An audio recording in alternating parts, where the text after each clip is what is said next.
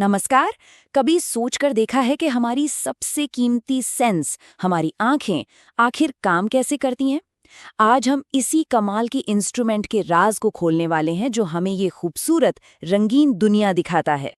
कभी सोचा है कि इंद्रधनुष के रंग इतने साफ साफ कैसे दिख जाते हैं? या रात में टिमटिमाते तारे? इन सभी सवालों का जवाब ना हमारी आंखों के अंदर चल रही एक बहुत ही दिलचस्प प्रोसेस में छिपा है। तो चलिए शुरू करते हैं। देखिए, इंसान की आंख को समझने का सबसे आसान तरीका है उसे एक बहुत ही एडवांस्ड कैमरे की तरह सोचना। हम ये जानेंगे कि कैसे इसके अलग अलग पार्ट्स एक साथ मिलकर हमारे लिए एक क्रिस्टल क्लियर तस्वीर तैयार करते हैं।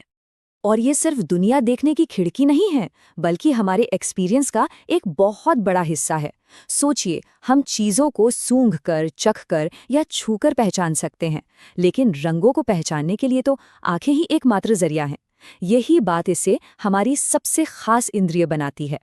और पता है, ये कमाल का इंस्ट्रूमेंट कितना छोटा सा है।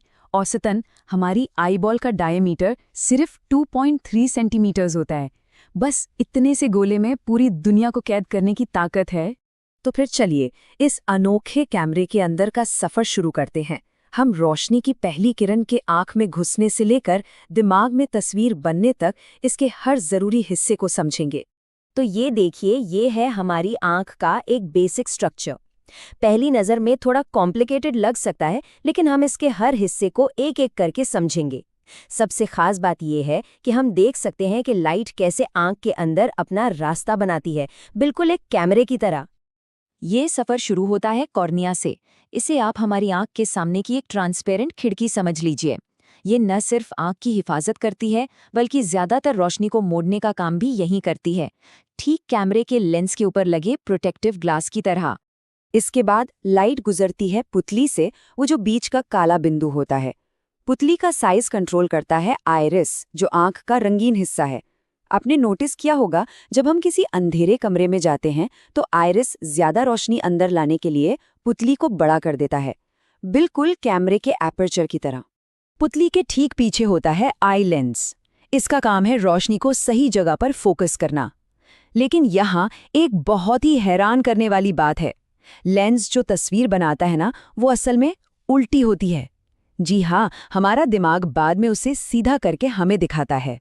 तो ये उल्टी तस्वीर फोकस कहाँ होती है? रेटिना पर। ये आंख के पीछे की एक स्क्रीन है। रेटिना को आप कैमरे की फिल्म या डिजिटल सेंसर मान सकते हैं।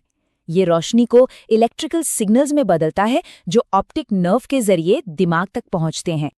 अब बात करते हैं आंख की एक ऐसी सुपर पावर की, जिसकी बराबरी दुनिया के सबसे महंगे कैमरे भी नहीं कर सकते, और वो है पलक झपकते ही फोकस बदलने की एबिलिटी।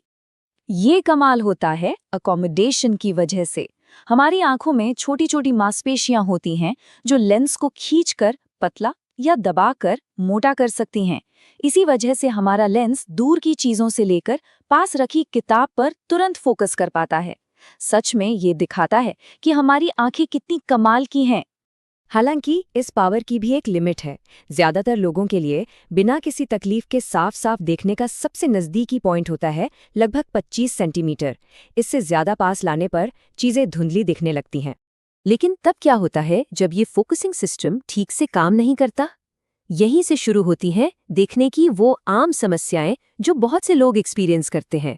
दो सबसे कॉमन प्रॉब्लम्स हैं, मायोपिया यानी निकट दृष्टि दोष और हाइपरमेट्रोपिया यानी दूर दृष्टि दोष।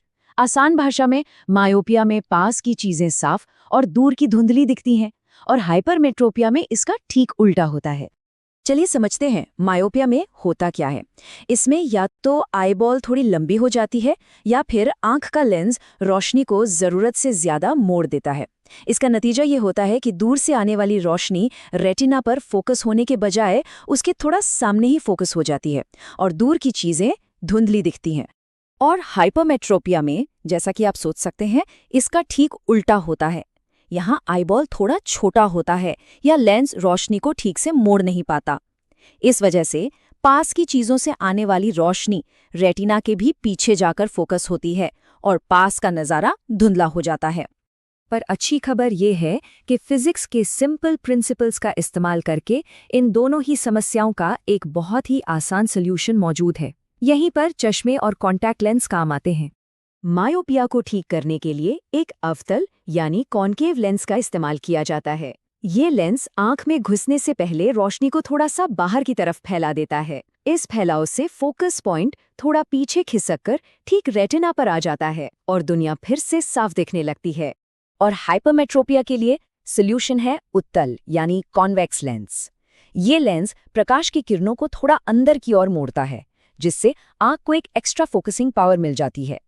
इससे फोकस पॉइंट आगे खिसककर ठीक वहीं आ जाता है जहां उसे होना चाहिए, सीधे रेटिना पर।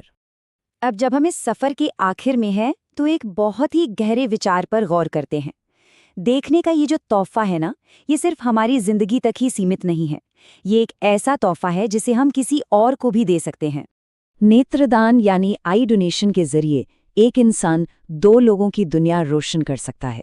ये एक बहुत ही आसान प्रक्रिया है और सबसे अच्छी बात यह है कि दान करने वाला किसी भी उम्र का हो सकता है। यहाँ तक कि चश्मा पहनने वाले लोग भी अपनी आंखें दान कर सकते हैं।